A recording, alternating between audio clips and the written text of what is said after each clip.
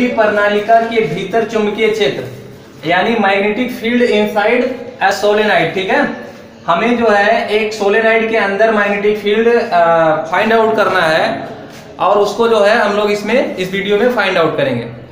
तो लेकिन उसके पहले हम थोड़ा सा ये जान लेते हैं कि ये जो शब्द आया है प्रणालिका, ठीक है, इसका क्या मतलब है, ये कैसे बनता है, ये जान लेते हैं क्योंकि बहुत महत्वपूर्ण चीज है। तो प्रणालिका वास्तव में क्या होता है, एक बेलनाकार जो है कुंडलिनी होती है। क्या होती है? हेलिक्स जिसको बोलते हैं, कुंडलिनी, ठीक।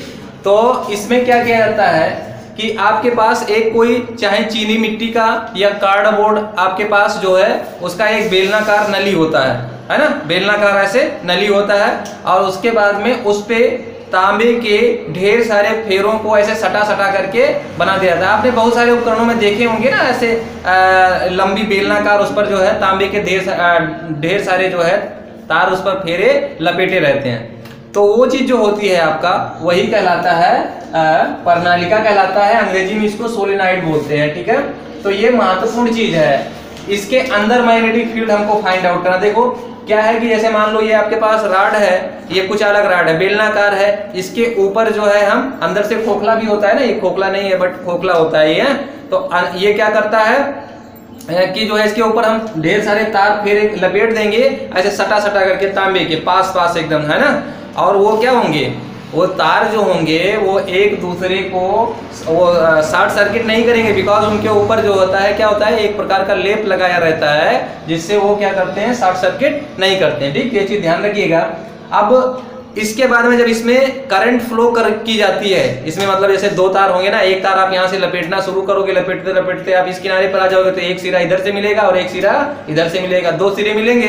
अब इसमें जब करंट आप फ्लो करोगे तो किसी जैसे इधर से आपने ये पॉजिटिव टर्मिनल से जोड़ा है, ये नेगेटिव टर्मिनल से जोड़ा, तो इधर से इधर करंट फ्लो होगी। और जैसे ही करंट फ्लो होगी इसके कारण क्या होगा, मैग्नेटिक फील्ड जनरेट हो जाएगा, चुंबकीय क्षेत्र उत्पन्न हो जाएगा।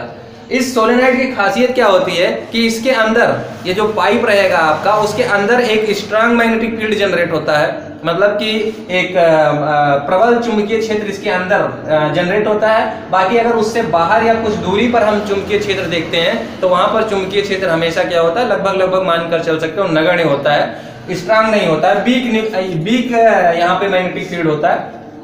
तो ये तो हो गई सोलेनॉइड।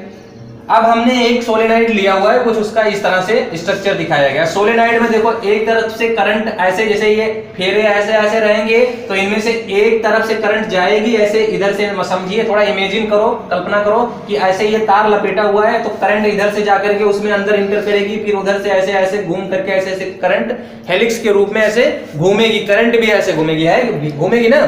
तो उसके बाद में फिर क्या होगा कि इसके अंदर जो इलेक्ट्रिक फील्ड मैग्नेटिक फील्ड जो होगी वो स्ट्रांग हो जाती है और इससे कुछ बाहर। तो इस तरह से हमने क्या किया कि जो मैग्नेटिक फील्ड की जो डायरेक्शन है वो भी इसमें दो तरह होगी। जैसे इधर हम देखेंगे तो दूसरी मैग्नेटिक फील्ड होगी और इधर जो देखेंगे मैग्नेटिक फील्ड दूसरी होगी, ठीक है।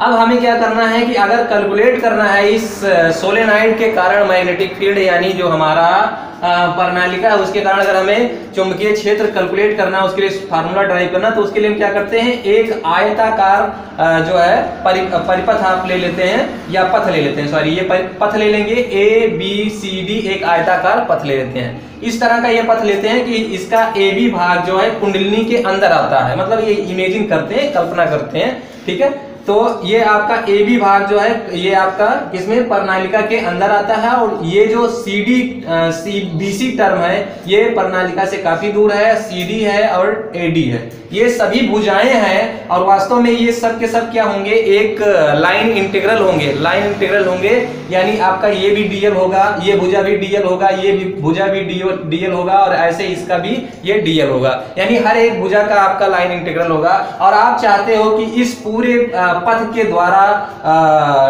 पूरा जो है बद्ध करंट कितना फ्लो हो रहा है, तो उसके लिए आपको जो है एक का मतलब इस भुजा का सभी भुजाओं का अलग अलग मैग्नेटिक फील्ड फाइंड आउट करना होगा।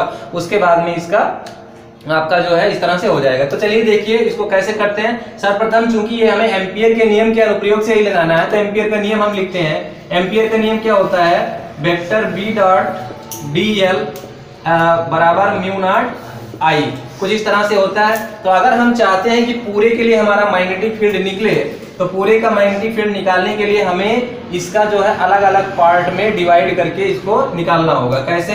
जैसे B vector B dot D L, तो ये बराबर हो जाएगा, पहले हम शुरुआत करते हैं यहाँ से शुरुआत करते हैं, लिमिट यही लगाएंगे ए से कहाँ तक भाई, क्लोज इंटरवल ले रहे हैं, कौन सा पथ ले रहे हैं, ए से बी साइड ले रहे हैं, क्या ए से बी, क्योंकि ये रेखीय समाकलन है इसलिए पूरा एक साथ नहीं ले सकते या पूरा हम सरफेस नहीं ले सकते हैं, हम केवल लाइन लेंगे, केवल एक साइड लेंगे। तो इस तरह से ए से बी हो गया, और ए से बी के बाद में हमने यहाँ पे लिखा क्या, vector B dot vector D L, और फिर प्लस दूसरा ले लेते हैं बी से सी, यानी ये हो जाएगा बी से सी, और इसके लिए भी vector B dot vector D L, ठीक। फिर हम ले लेते हैं सी से डी, तो सबको प्लस करते जाते हैं, vector B dot vector D L, और इसकी जो लिमिट लगाएंगे कहाँ से कहाँ तक, सी से डी तक, ठीक। और फिर प्लस लिखते हैं, और अब की बार हम ले लेंगे ये क्या, डी से A close interval vector B dot vector D L, ठीक है।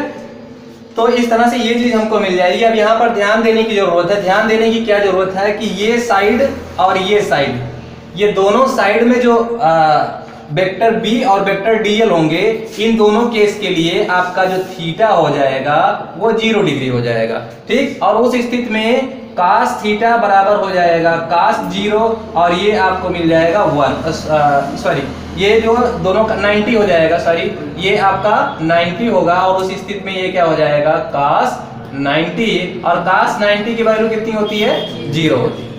तो फाइनली हमारा जो देख लेते हैं कौन कौन सा, बी से सी और डी से ए, कहाँ है बी से सी, ये है आपका बी से सी, और ये है आपका डी से ए, ठीक है। तो अब आप क्या करोगे, ये दोनों टर्म आपके क्या हो गए, 0 हो गए, ये दोनों टर्म आपके क्या हो गए, 0 हो गए। बाकी अब ये वाला बचा सी और डी। मैंने शुरुआत में जब आपको सोलेनाइड बताया तो मैंने आपको बोला कि जब भी सोलेनाइड के अंदर मैग्नेटिक फील्ड स्ट्रांग होती है, अगर सोलेनाइड का प्रयोग हम वहां पर करते हैं जहां पर बहुत थोड़े क्षेत्र में स्ट्रांग मैग्नेटिक फील्ड की जरूरत होती है, यानी अगर प्रबल चुंबकीय क्षेत्र की आवश्यकता है बहुत थोड़े परिधि में, बहुत ज्यादा क्षेत्र में नहीं, तो आप वहां पर इसका प्रयोग कर सकते हो। तो यानी हमने ये जो सीडी लाइन लिया है ये क्या है, सोलेनाइड से बहुत दूर है, सोलेनाइड से बहुत दूर है। उस स्थिति में इसके कारण जो मैग्नेटिक फील्ड होगी या यहाँ पर जो मैग्नेटिक फील्ड होगी लगभग नगण्य होगी, या हम उसको लगभग शून्य बोल देते हैं। तो ये टर्म यानी सी से डी कहाँ गया भैया, ये है सी से डी, और इसको भी हम ले लेते हैं 0। तीनों को 0 लिए हैं, लेकिन दो को 0 लेने का एक केस है, और ये सी और डी का 0 लेने का एक अलग केस है। क्या इसको 0 लेने का केस क्या है कि इनके बीच का जो एंगल है वो 90 डिग्री है, यानी चुंबकीय क्षेत्र और लाइन इंटीग्रल के बीच में जो कोण है, चुंबकीय क्षेत्र लाइन इंटीग्रल के बीच में जो कोण है वो 90 डिग्री, इसके कारण ये दोनों 0 हुए हैं। जबकि ये 0 इसलिए हुआ है क्योंकि ये पॉइंट बहुत दूर है, वहां पर मैग्नेटिक फील्ड 0 है, इस वजह से ये 0 होगा। तो बाकी बचा क्या, अब चलिए उसको लिख लेते हैं। हमारा बचा है यहाँ पर B vector B dot vector D L, ठीक है। ये चीज बचा है कहां से कहां तक के लिए, ए से बी तक के लिए, और ए से बी तक का अगर हम आप देखें तो दोनों के बीच का कोण कितना है, वो आपका है 0 डिग्री, यानी यहाँ इस वाली लाइन के लिए जो केस हमारा हो जाएगा इस वाली लाइन की, यानी इसके लिए भुजा ए बी के लिए, भुजा ए बी के लिए जो हमारा हो जाएगा वो थीटा बराबर 0 डिग्री हो जाएगा, और यहाँ से कास 0 बराबर 1 आ जाएगा। तो ये हमको मिल जाएगा कितना, B dot D L, sorry इस तरह से हो जाएगा B D L close interval, ठीक है। और फाइनली आपको यहाँ से मिल जाएगा कितना, ये मिल जाएगा बी, और ये चीज आपका डी एल, ठीक है।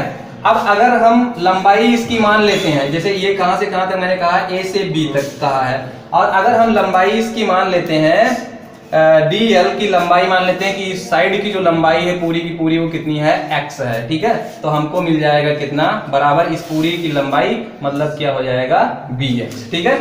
यानी जो ए से बी की ये भुजा ए बी है उसकी लंबाई कितना, एक्स मान लिए, तो हमें जो लंबाई मिल जाएगी मतलब पूरा मैग्नेटिक फील्ड मिल जाएगा बी एक्स मिल जाएगा। अब यहाँ पर इसके अलावा एक चीज और आपको ध्यान देनी है कि जो करंट फ्लो हो रही है, करंट तो हमने शुरुआत में बोला कि इसमें आई करंट फ्लो हो रही है, लेकिन जो हमने पथ लिया है उसमें आई करंट नहीं फ्लो हो रही है, बिकॉज उसका कुछ पार्ट आप देख रहे हो इधर से बेकार में जा रहा है ना। तो हम कहेंगे कि जो हमने पाथ चूज किया है, या हम ऐसे बोल दें कि माना प्रति एकांक लंबाई में जो करंट फ्लो हो रही है वो आपका आई नॉट है।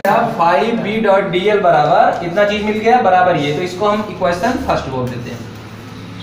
और यहाँ पर अब समझने की जरूरत है, समझने की क्या जरूरत है, यहाँ से देखिए, जैसे हम मान लेते हैं कि मैंने आपको भी बोला कि जो करंट इसमें फ्लो हो रही है वो पूरी करंट तो आई जा रही है, लेकिन इस जो बंद पथ हमने लिया है उसमें से होकर के आई नॉट जा रहा है। तो मान लेते हैं कि जो फेरों की संख्या है, एकांक लंबाई में फेरों की संख्या n है। हमने क्या कहा, एकांक लंबाई में फेरों की संख्या n है, तो x लंबाई में फेरों की संख्या कितनी हो जाएगी, nx हो जाएगी। और nx में जो करंट फ्लो हो रही है वो कितनी हो रही है, आई नॉट हो रहा है। तो इसका जो left hand side, right hand side है, एम्पियर सर्किटल लॉ का जो राइट हैंड साइड है, उसमें हम आई जो हम लेते थे उस आई की जगह पे हम ये सब्स्टिट्यूट करेंगे, कितना, nx आई नॉट। अर्थात हमारा जो एम्पियर सर्किटल लॉ का जो आपका राइट हैंड साइड होगा वो बराबर होगा nx आई नॉट के बराबर होगा। और फिर हम यहाँ से इन दोनों को क्या करेंगे, और म्यू नॉट भी आपका रहेगा, ठीक है। तो अब इसको हम समीकरण 2 बोल देते हैं। और समीकरण और 2 का देखिए क्या है आपका, जो लेफ्ट हैंड साइड है वो बराबर है, तो राइट हैंड साइड भी क्या होगा, बराबर हो जाएगा। यानी आप यहाँ से बराबर करिए, bx बराबर nx I not mu naught, ठीक। और x आप यहाँ से काट दीजिए, तो b बराबर आपको प्राप्त हो जाएगा n टाइम्स आई नॉट और म्यू नॉट। यही चीज हो जाएगी मैग्नेटिक फील्ड कहाँ पे, आपका किसी प्रणालिका के भीतर, ठीक है, ये चीज।